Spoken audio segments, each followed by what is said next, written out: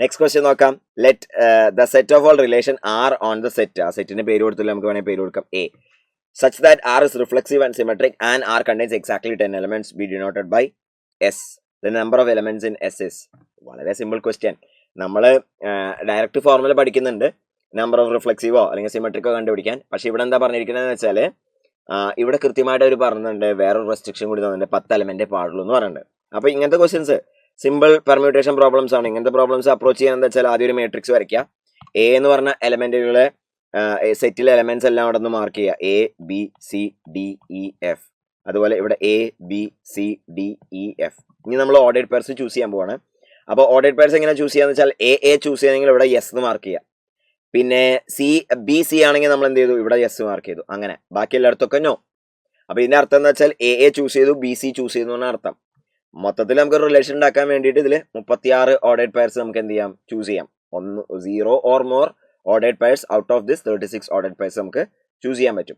അപ്പോൾ ഇവർ പറഞ്ഞിരിക്കുന്ന റെസ്ട്രിക്ഷൻ ഫോളോ ചെയ്യണമെങ്കിൽ നമ്മൾ എന്ത് ചെയ്യണം, റിഫ്ലെക്സീവ് ആണല്ലോ, റിഫ്ലെക്സീവ് ആണോണ്ട് ഇതെല്ലാം നമ്മൾ ചൂസ് ചെയ്യണം. ഓക്കെ, എല്ലാം ചൂസ് ചെയ്യണം, വേറെ നിവർത്തിയില്ല, വൺ വേ. ഇനി രസം എന്താണെന്ന് വെച്ചാൽ നമുക്കത് എന്താണ്, സിമെട്രിക് ആവണം.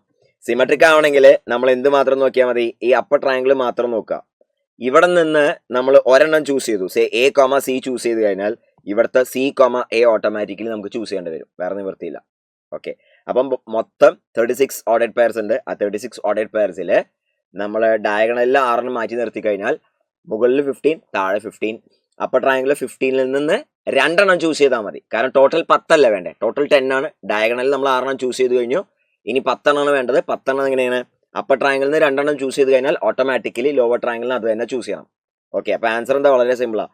ഡയഗണലിൽ നിന്ന് 6 ചൂസ് ചെയ്യാൻ one way. Okay, and upper ട്രയാങ്കിളിൽ നിന്ന് 15ൽ നിന്ന് 2 ചൂസ് ചെയ്യുന്നു, 15 C2 ways. ആൻഡ് ഇനി നമ്മൾ ചെയ്യുന്നത് എന്താ, ലോവർ ട്രയാങ്കുലറിൽ ഓട്ടോമാറ്റിക്കലി എന്ത് ചെയ്തിട്ടുണ്ടാവും, ആ 2 അപ്പർ ട്രയാങ്കിൾ ഏതാണോ ചൂസ് ചെയ്തത് അതന്നെ ഓട്ടോമാറ്റിക്കലി താഴ്ന്ന് ചൂസ് ചെയ്യണം, and one way. So answer വരാൻ പോണത് 1 × 15 C2 × 1 ആണ് വരാൻ പോണത്, ഡയറക്ട്ലി 15 C2. അതായത് ജസ്റ്റ് തിങ്ക് ചെയ്യാൻ പറ്റുന്ന ഒരാൾക്ക് 10 സെക്കൻഡ്സിൽ എന്ത് ചെയ്യാം, ഈ സാധനം ചെയ്യാൻ പറ്റും. ഓക്കെ, 15 × 14 / 2 അഥവാ 15 × 7 ആണ് വരാൻ പോണത്. അപ്പോൾ 105 ആണ് ആൻസർ വരാം. ഓക്കെ, അത് ന്യൂമറിക്കൽ ആൻസർ ആണ് 105.00. റൈറ്റ്.